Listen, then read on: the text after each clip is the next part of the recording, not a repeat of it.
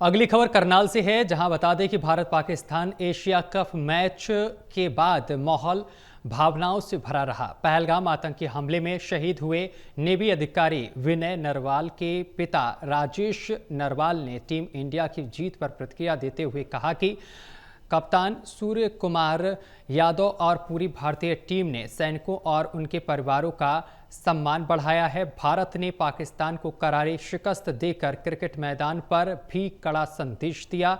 इस जीत को जवानों के नाम समर्पित किया। सूर्य कुमार यादव ने पहलगाम हमले के शहीदों को याद कर जो सम्मान दिया वह प्रेरणादायक है। भारत की जीत केवल खेल तक सीमित नहीं रही, बल्कि यह देशभक्ति का प्रतीक बनी। उन्होंने कहा है कि पूरी टीम ने पाकिस्तान के खिलाड़ियों से हाथ नहीं मिलाकर साफ संदेश दिया है कि आतंकवाद के समर्थन को बर्दाश्त नहीं किया जाएगा।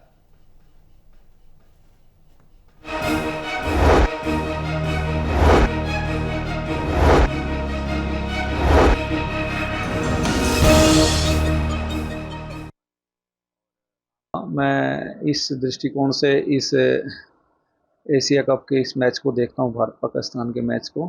पहली बात तो ये है कि पूरा राष्ट्र और राष्ट्र के जितने भी हमारे देशवासी सभी लोगों ने एकजुट होकर के पहली बात तो ये कहा कि इस मैच का विरोध होना चाहिए, क्योंकि पाकिस्तान के साथ हमारा कोई खेल नहीं होना चाहिए।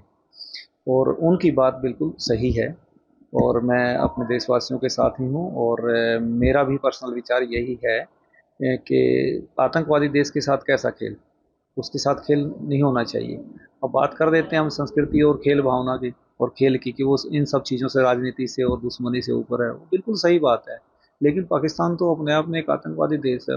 आए दिन कुछ ना कुछ वो हमारे देश में अस्थिरता के लिए आतंकवादी हमले कराता है, दहशतगर्दी फैलाता है, उग्रवादी भेजता है। ये सब हो ही रहे हैं। अब देखो, पहलगाम मैसेकर हुआ, जब टेररिस्ट अटैक हुआ, उसमें हमारे 26 देशवासियों ने देशवासी शहीद हुए।